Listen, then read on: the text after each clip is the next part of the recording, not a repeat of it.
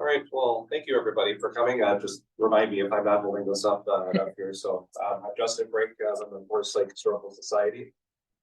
First off, just want to thank Washington County Historical Society for having me here. It's a real pleasure talking about Forest Lake history. Just a little bit about me. I live in Forest Lake with my wife and 4 kids. Registered nurse with Summit Orthopedics, and studying Forest Lake history for over 30 years. There's an article in the press recently kind of told this little story, but I used to ask my dad to drive me around town and take pictures of intersections, schools, and other buildings. So that's kind of how this all got started. So, and then I've been in genealogy for over 30 years too, which kind of coincides with local history. So, so bear with me. I'm a little bit under the weather, as you can probably tell, but we'll kind of get through this. And let's see, advance that forward. So I thought it'd be appropriate to start with this. It's a slide of the Forest Lake Water Tower, affectionately known as the Tin Man to anyone who lives in Forest Lake and has any memory of Forest Lake. So this was built in 1921 by this Minneapolis Steel and Machinery Company. And it really was called a symbol of home. It was kind of a beacon of the Forest Lake residents, especially those who were coming off the lake, especially back on 3rd and 2nd Lake. You want to know where you're going. Snowmobilers, fishermen, they saw that water tower in the background, they kind of knew where home was. So it also served other purposes. It alerted public about, sorry, just want to get the timer going, about fires, of course, volunteer firemen, of course, about the fires, tornadoes, drownings, even told the teenagers and kids when to get home for curfew. So that is the Tin Man. Yeah, I have some notes on here too. So it came down in 2006. Now, when they were talking about taking this down, of course, there's a lot of uproar. Let's see, Susan Young there, she was actually on the council, but to her credit, she wanted to save this. There was someone by the name of Norm Tolsman. He was a lifelong resident of Forest Lake, and he thought, you know what? Why don't we take that the water tower turned into a rocket? Forest Lake was known as the 4th of July capital. So we thought about painting the top red. That would be kind of a firework or a rocket, and I guess that was his way of trying to save that. So unfortunately, just most of the council members, from what I heard, just didn't see a reason to keep that. And unfortunately, that was torn down, like I said, in 2006. But that was located actually in the present day of Lighthouse Lost. How many people are from Forest Lake here?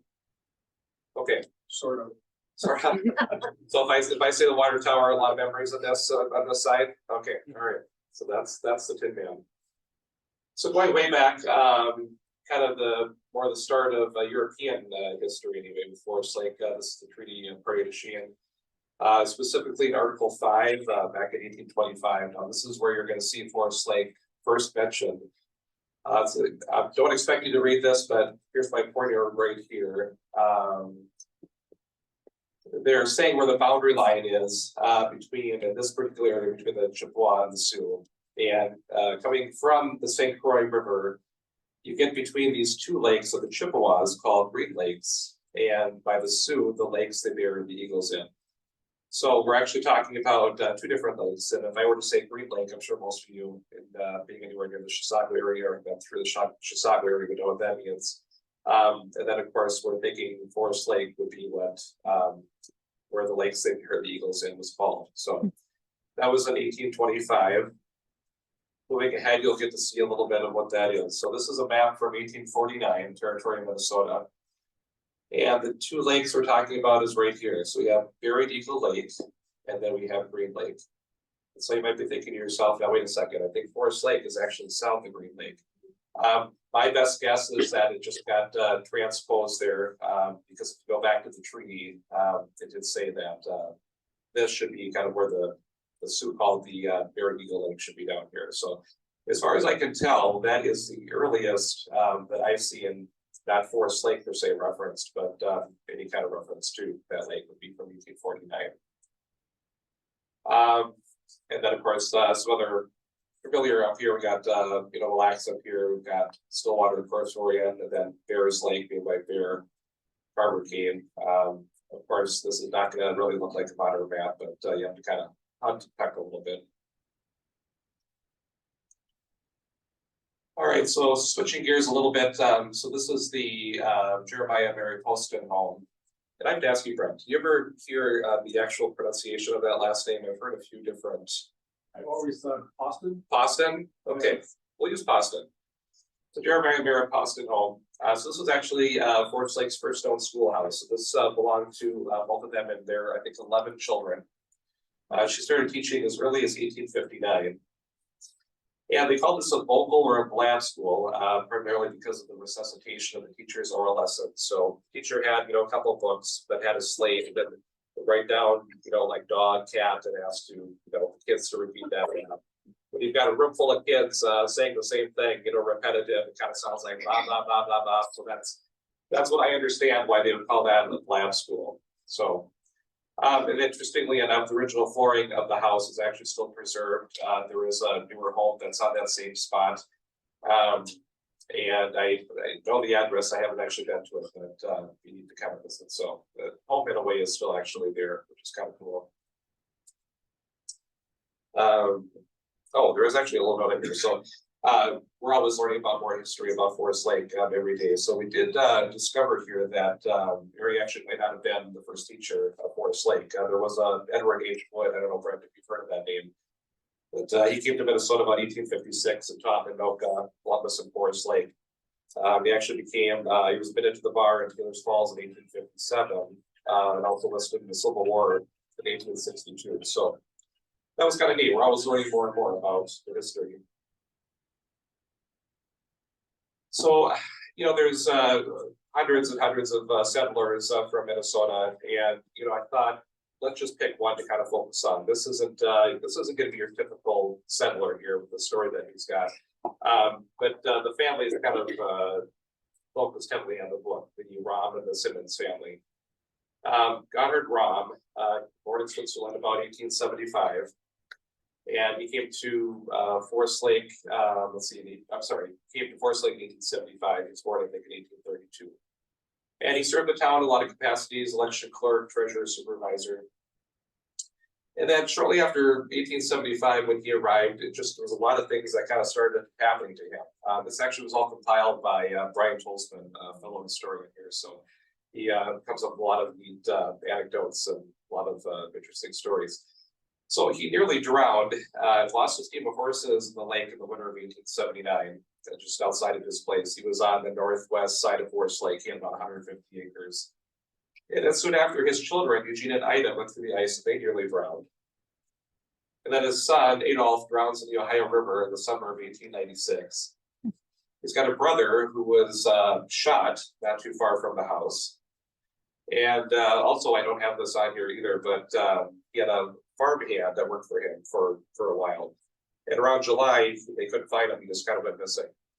And several months later in November, this was in 1887, they find the skeleton in a thicket on his land. He's got his clothes on him. And sure enough, it's the farmhand of Goddard Rom. So we kind of call him the unluckiest settler just because of all these things happening. And then tragically, the following year, the papers do state that he might have been sick for a while, but he attempted suicide. He took a long dagger or a dirk and he stabbed himself 3 times. Oddly enough, he didn't die, but actually didn't kill him, which is surprising, having a long knife, stabbing yourself 3 times back in 1887. He did survive for another month, but then he died, I think it was in March. So it just, kind of a poignant reminder of, settler life. I mean, just about anything can happen. And unfortunately for this guy, it just did not have a very happy life. But so this is Forest Lake in 1874. This was also the year that Forest Lake broke off of Moran down here. You can see the red light or no? There we go. So we got Moran right here, Forest Lake up here, and then what was known as Vasa or Scandia at the time. Of course, you see all these established roads, churches, and whatnot. Really, the only way to get to Forest Lake from this area, as far as I know, is you come up to Third Lake and take a canoe and basically paddle your way all the way to town. Railroad tracks came to Forest Lake about October of 1868. You can see that right there. The first depot actually started construction the following year in 1869. First depot they actually had just north of the tracks, and then shortly after they built one just south. And then the oldest road actually is still there today, kind of part of the old settler road. This is 11th Avenue in Forest Lake, just north of what is Clear Lake. And then it just kind of jumps up there where the schools are. That one is no longer there and kind of connects up with 61. What's interesting, this map is also the only reference to Clear Lake being known as Walrus Lake. Ironically, doesn't look too much like a walrus, but if you're to look at some aerial photos of Clear Lake, very, very clearly looks like a walrus or a kind of a seal, which is interesting. And you'll probably notice actually more of the map over on the left. That was the survey in 1848. Forest Lake did have a lot of water, a lot of swampland. It was mostly swamp. You can kind of see that right there when they came out of the street. So I think that's it for this slide. Can everyone hear me okay with this? If I were to hold it like this, okay. For me. Some of you may have seen the Brink Hotel register that Brant brought up. That I was very excited to see. I've not seen that in person yet. That belonged to the Brink Hotel. This photo is from 1890. It was taken from a photographer in Taylor's Falls. I thought this would start to happen. And this photo I actually found on eBay. This was pretty amazing. When I saw that, I just about fell over. They're not, the photos like this from the Marshall Hotel are not easy to find. So it was built in 1868, originally called the North Shore House. I talked about Clear Lake just a little bit ago. Michael Marsh actually had a general store in Clear Lake about 1867. And that ended up burning in 1868, I think early in the year. So he built the North Shore House. It was very modest at the time, had 6 rooms, kitchen, dining room, and a sitting area.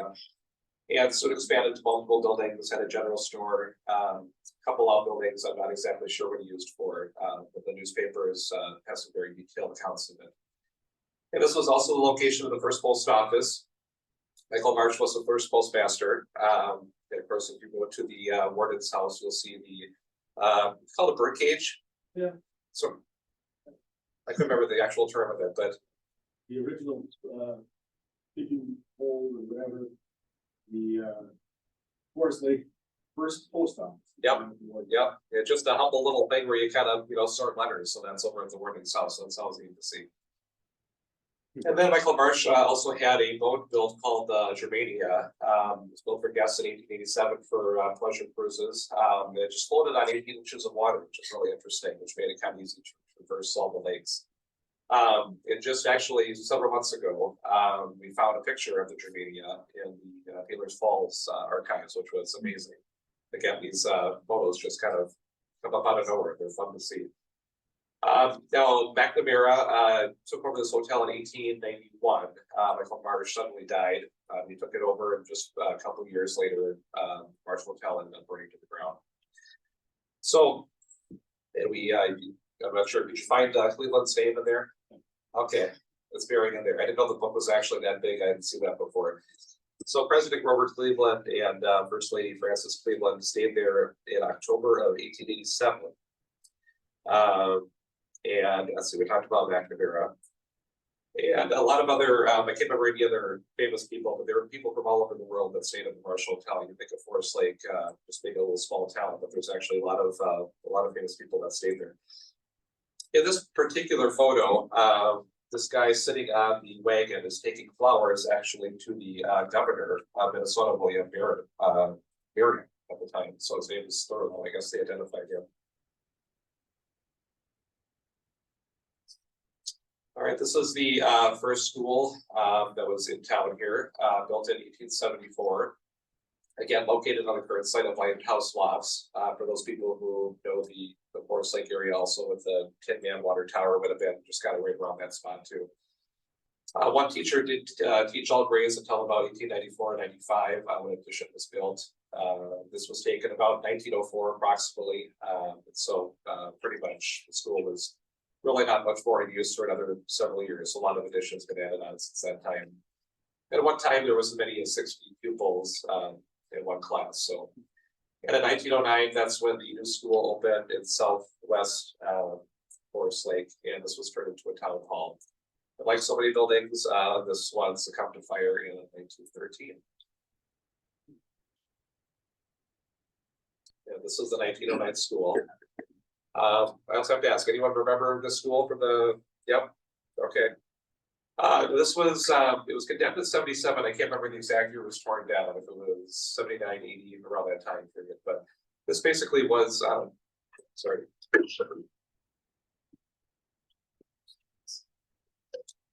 This was, the entire school for Forest Lake. It had all the grade school, high school.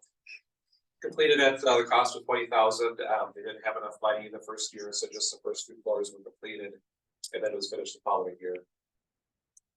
First graduating class, a lot of people have heard this fact, was just one person, and that was George Simmons in 1912. And then after the next expansion in 1920, became a grade school, and it was condemned in 1977. Years ago, I interviewed one of the editors of Forest Lake Times. His name was Earl Elbert. He had a lot to tell me about this school, but one was really interesting is that the teacher would sit down a Victrola outside and play. It was like Sousa, I think it was a Sousa March, and that was to tell all the students to come inside. So it was kind of an interesting little story about that. And that would have been right on the corner of, I want to say, help me out, Forest Lake people, second, and I want to say, and second, there you go. At the time, it was called Ash Street. So then here we have the 1920 school. I'm just checking my time here. The 1920 school. So the 1909 school had just served the needs of Forest Lake students for just 11 years. So town was growing quickly, and basically needed a school quick. So in 1920, that was built. I'm just noticing now, I think the picture got compressed there, so that is not what the school looked like. It was a lot wider than that. So it was a dedicated high school, and the 1909 school to become a grade school at that time, and it was able to accommodate school students for the next 30 years. You'll see a little squat building in between. That was actually the public library that was built in between. And then the building was demolished in 1984. Excuse me. I'll go to the next one here. You can kind of get an idea of what all these schools look like here. So you've got, this is from your book in 1966. You can kind of see the 1909 school here. You've got a little glimpse of the 1920 school. And then in 1948, an addition was built right kind of on that north end. I'm sure now this is kind of looking familiar to a lot of the Forest Lake people here. In 1953, these additions were added on. And one of the neat things back then in 53, the structure was heated in the basement anyway, with these radiant copper coils were embedded into the concrete, which was, it's funny if you read the paper, it was just, oh my goodness, these copper coils, they weren't the cement. So you got to see how they're all kind of lined up here now. At this time, they had, I think they had a ramp that was going in between 1909 and the 1920 school, kind of up and down. And by this time, it was just if you were to walk to the school, you sometimes didn't even know where you were. It was just a real maze. And even right up here, actually, I know I'm off the thing. Another addition was actually added on, I think, sometime I want to say in the 80s. And then all of these buildings are now gone. These two right here were just taken down in 2020. So basically, it's just a field there now. So, anyone have any questions at all up to this point? Any of the slides? All right. So churches. I have highlighted one here. There's many more in the book. This is the Swedish Evangelical Lutheran Church, known to many as Faith Lutheran. This photo is from 1904. This was formed in 1888. This was completed here in 1892. Sorry, it's advancing the slide. Congregation met at the Alt Schoolhouse, which was located at present day Highway 97 across from Castleton, which is no longer there. But and then this guy down here, A.P. Noyes, a very well-known man about town at the time, was not even Lutheran, but he did donate the Northwest Forest Lake a few lots for the church. And then in Forest Lake, Faith Lutheran now is the oldest congregation, though it wasn't the first church. There was a Methodist church prior to that. We don't know anything about it or where that is. Yeah, there seems to be a theme. This building was destroyed by fire. Surprise, surprise. In 1960 to faulty wiring. And the church was relocated to the present location off of Highway 8. it's a perfect time for a little video because I'm losing my voice. And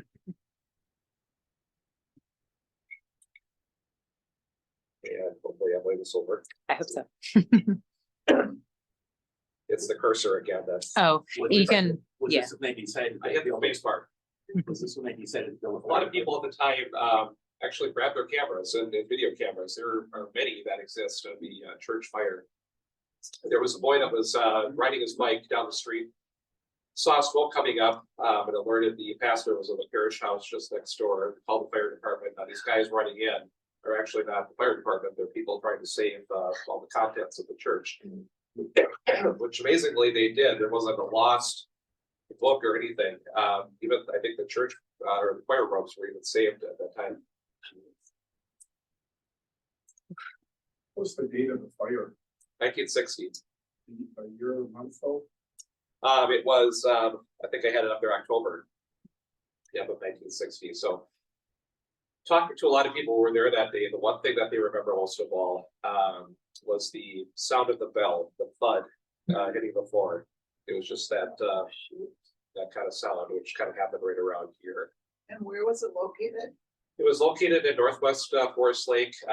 If you know where Cherrywood Point, or I'm not sure what it's called today, but if you were to head up that street, just a few blocks is on the left-hand side. And you'll see a house there that looks a little bit big for the, or I should say a little bit small for the lot, and that's kind of where that was located.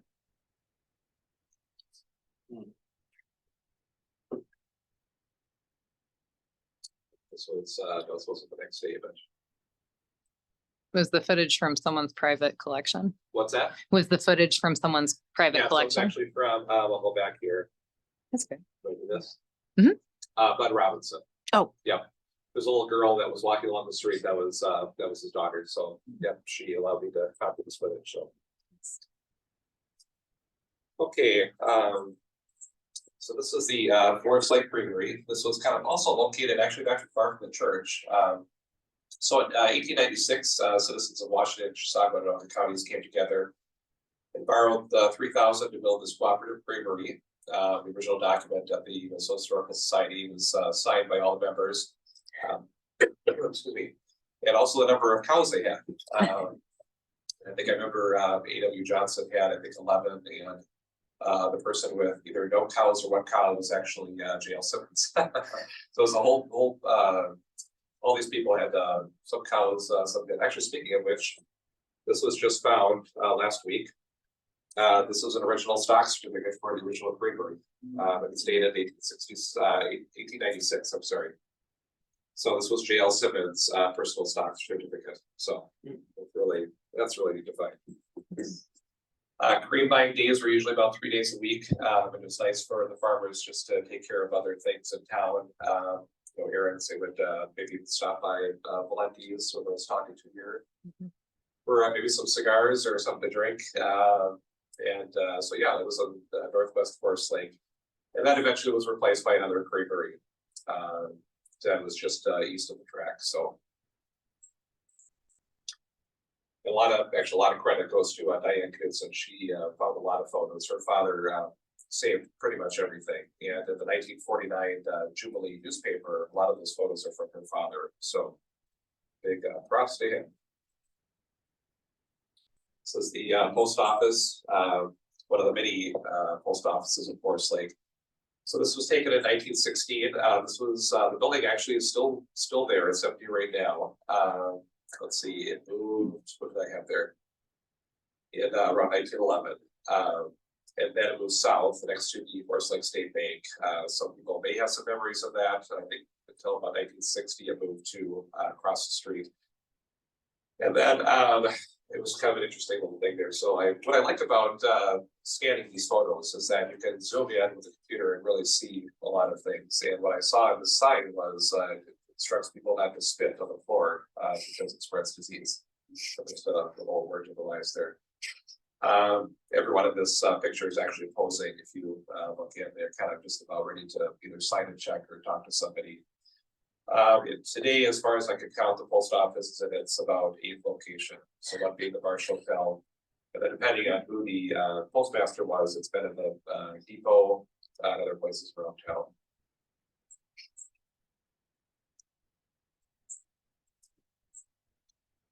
This is the oldest view of Main Street that I know.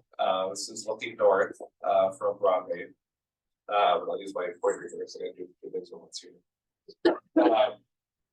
The way to date this, I've dated this to about maybe around 1905. Dating Main Street photos on the north side is actually pretty easy because of the people who actually came and the signs right here.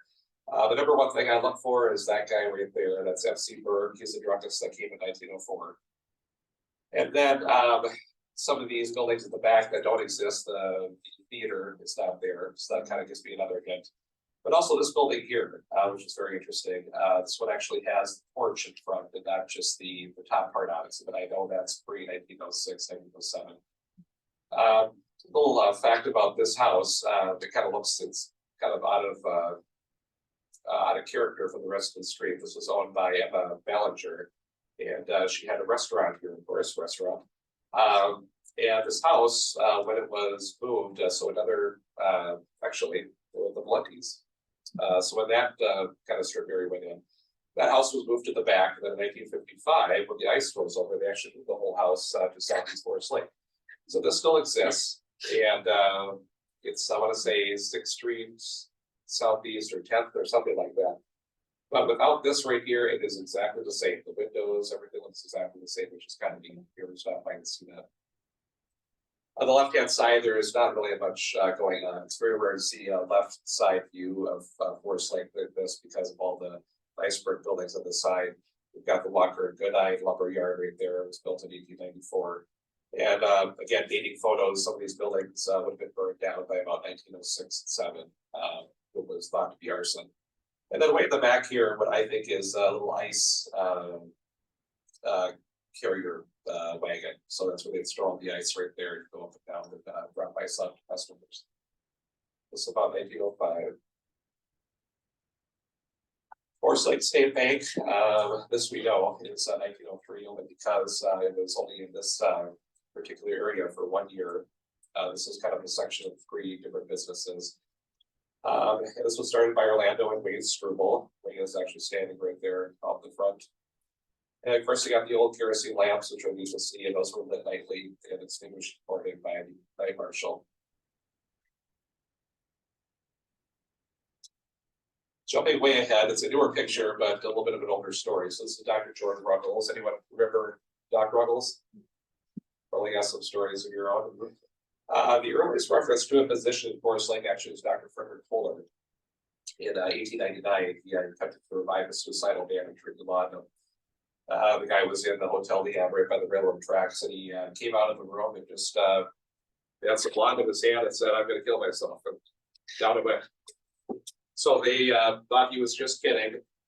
And soon enough, they realized he wasn't kidding and got Dr. Kohler over, and that was in the newspaper. So that's the only story we know of about a doctor from that time. So it was about 8 or 9 doctors before Dr. Ruggles showed up.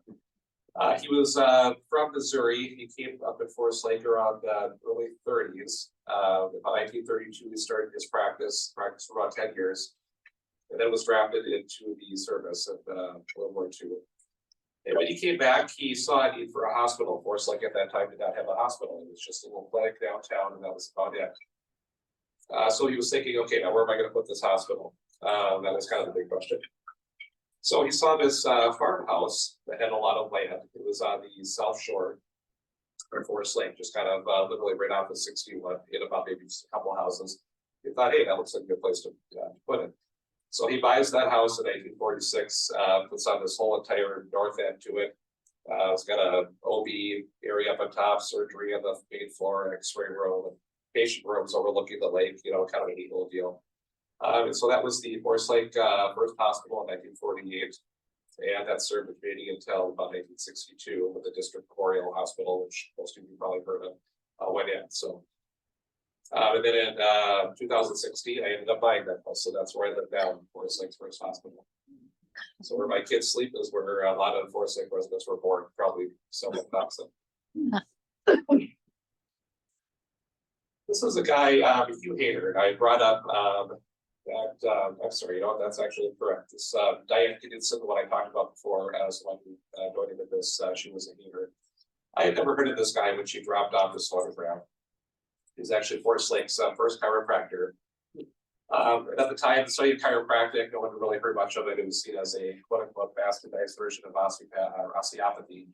But Hayter saw a future in his practice. He actually, I think, was born in Iowa, if I'm not mistaken, the family from Iowa. So he went to the Palmer School of Chiropractic in Davenport, Iowa, in 1924, and obtained his license in March of 1925. And you'll be able to see here, she had this diploma of the, I'm not sure if you can see it here, you can see it after. That was the diploma he had in 24.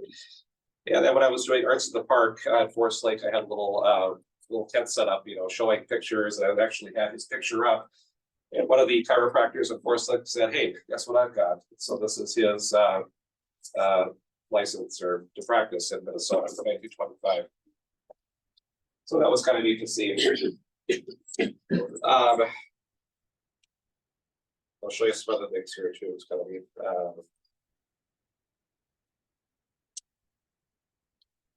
So drawing he did of the vertebrae right here when he was in school. That's kind of neat. So he graduates, goes up to Forest Lake where his family is, and his office is set to open April 1st in the Park Cafe building. So as you can imagine back then, farmers, a lot of people had bad backs, bad necks. So believe it or not, his practice actually grew pretty quickly in the short time that he had. And just 6 months later, he contracted typhoid and died. So tragic story, but one that I just wanted to highlight because I didn't know about him. I'm sure most people didn't. So that was why I had him any kind of talks that I do. So that's Hugh Hayter. I'm kind of moving the focus to the lake, Forest Lake.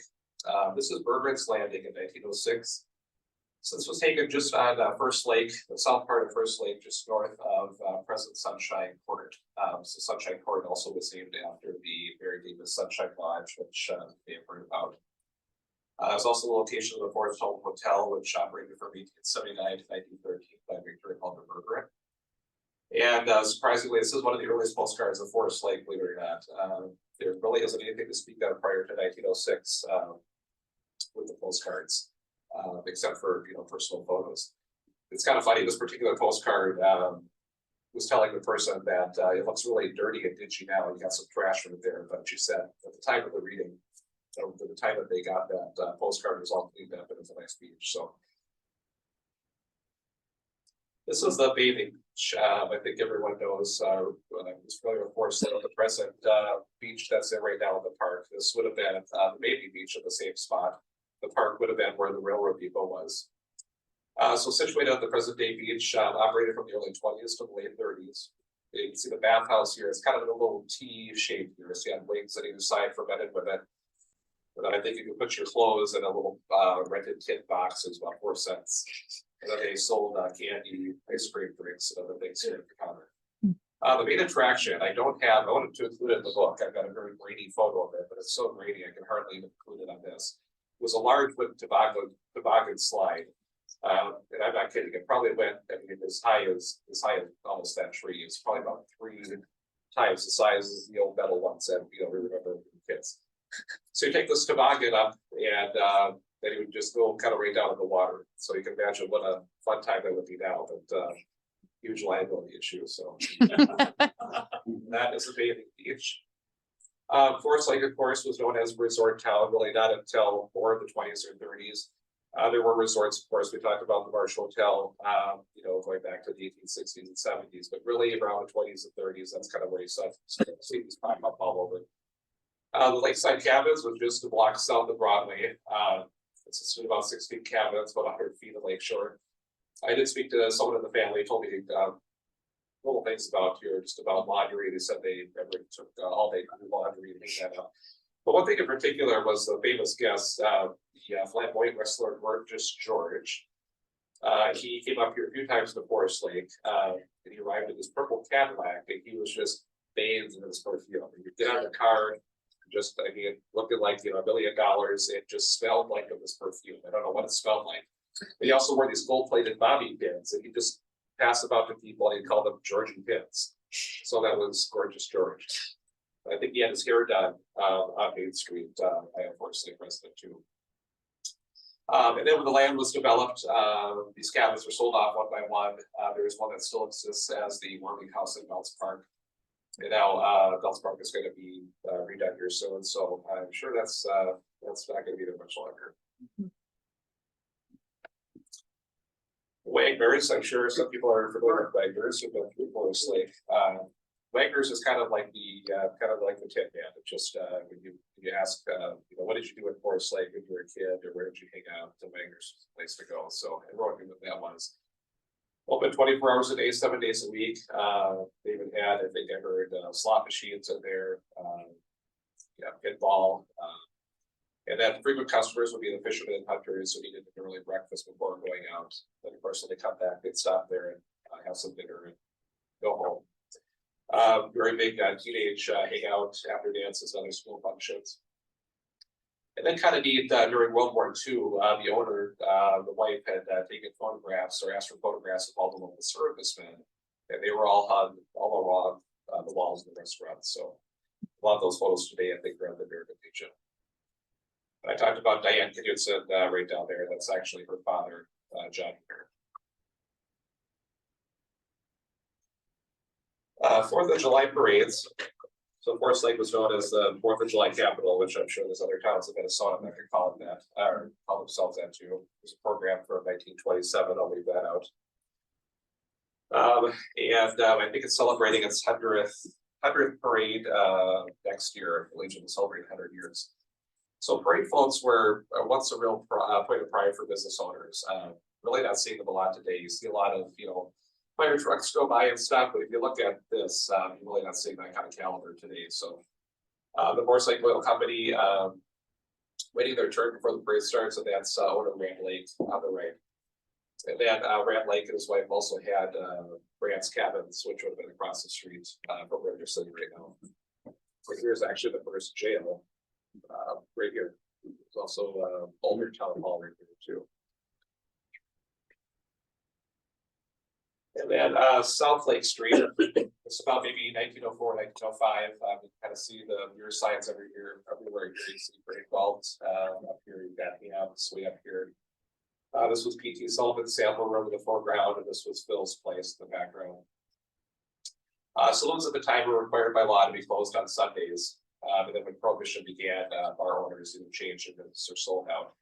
And there were a lot of times where there would be policemen or people from the law that would try to pose as patrons, trying to buy beer, and you can see the newspapers all over about some of Forest Lake's bar owners getting either arrested or fined heavily for selling beers on Sundays.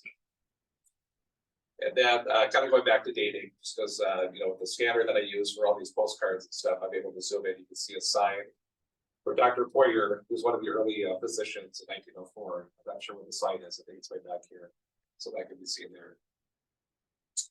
And then jumping ahead 30 years, the same exact location, where you've got that the same building here, looking kind of old and tired. Forest Lake Hines was in this building for a while. Eventually, this was demolished shortly after this photo was taken. Kind of see the old gray adult sign there that was once there. And most of the service stations were located in this spot right here.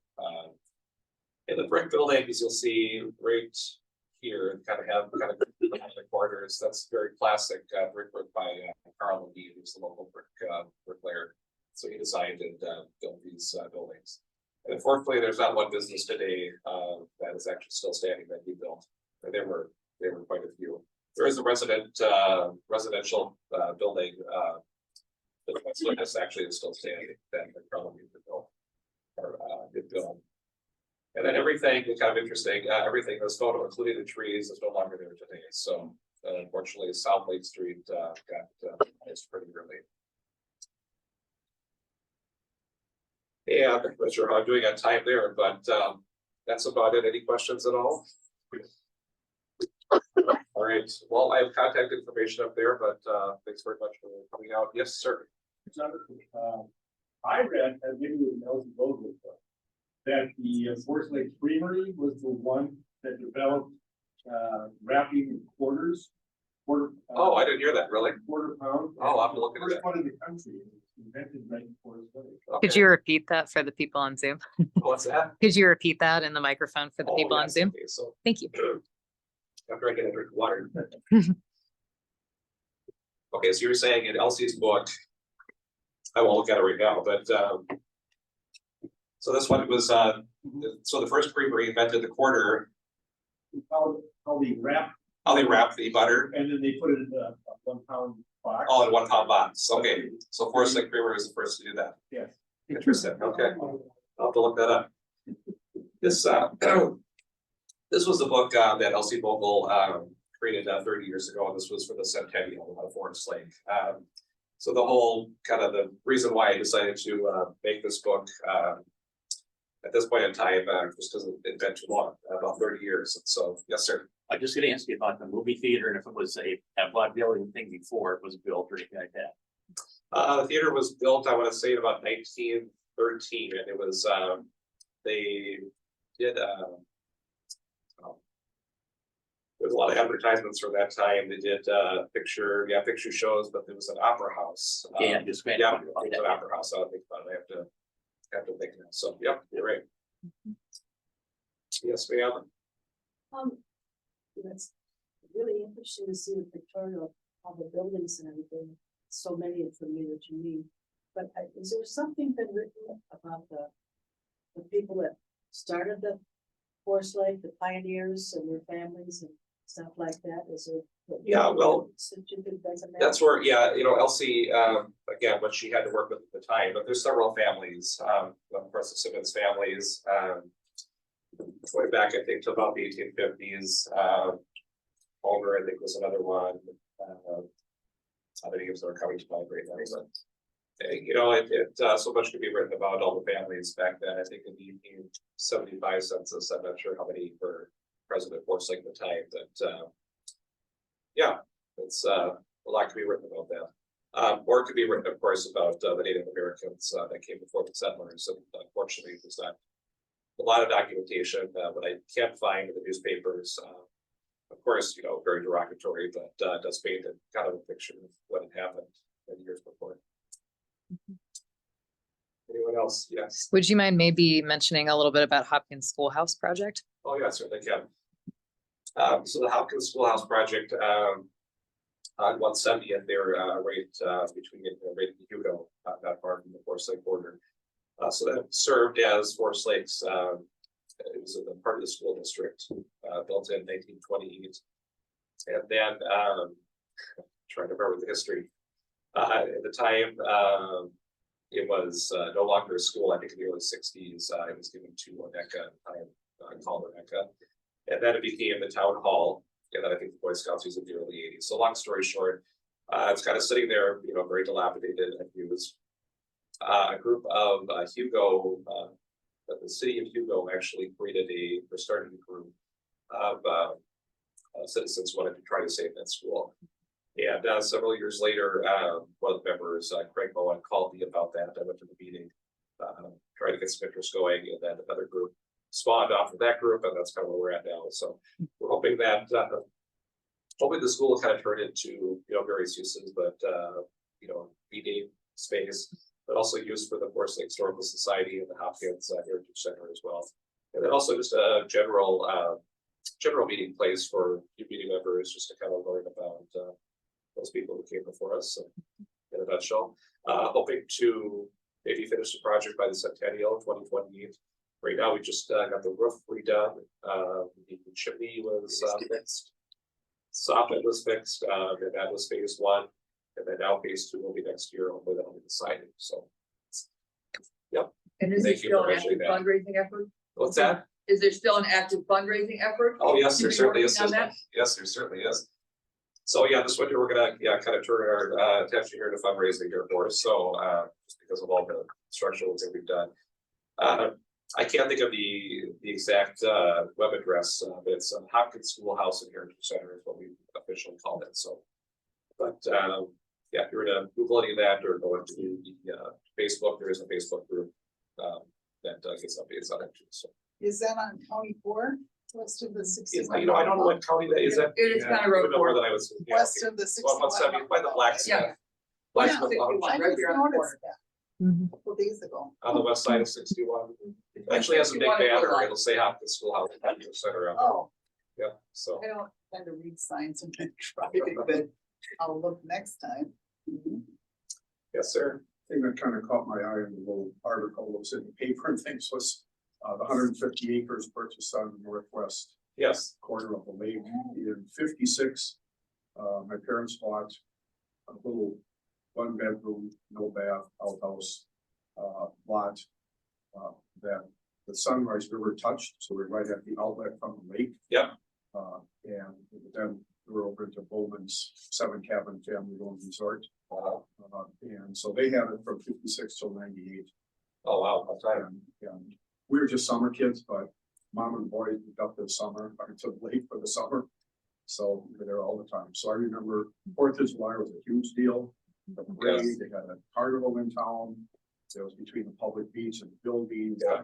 And yeah, so it was favorite memories, which I'll remember. Summers at Forest Lake. Yeah. It's funny you mentioned that Old Forest Lake group, Facebook group that I run. There's a lot of talk about that particular area and kind of around that outlet there at the Sunrise River. Of course, a lot of that has changed with the apartments now. 2 apartment buildings. Right, right. My parents stayed up all night, a night or two, so they buy Bowman's Resort. They thought, what do people do with the resort? Oh, really? Well, if they know the 2 apartment buildings are going in. they might Yeah. figure something out. But- Right, exactly. I about that. Well, thanks for sharing that. Anyone else? Yes. So you said there's one of the 16 cabins from the lakeside cabins. Yep. That's at Belts Park, Yep. which is, where's Belts? Bells Park is in southeast Forest Lake. It's by the Catholic Church. Oh, Yep. And so there's a little, one of those little houses, it's the Oh, Norman right. hut for when the skating happens, some sort of that. because my parents during the 40s owned lakeside cabins. Oh, And okay. I have just one picture of my dad. Growing a beard. Oh, They were so busy cleaning, mom said they didn't have time to take any pictures. what is your name? Oh, my maiden name was Von Bargen. Okay, all right. They actually owned it with my dad's cousin and wife, the Wells. Okay, sure, yep. You're talking about, okay. Yeah, I talked to someone else about, just about the daily tasks of trying to clean the cabins and, you know, the laundry especially that they mentioned. But, yeah, I haven't heard about any of the other cabins where they are now, but I know that one has been at Bells Park for many years. All right, Good to know. what else? Right.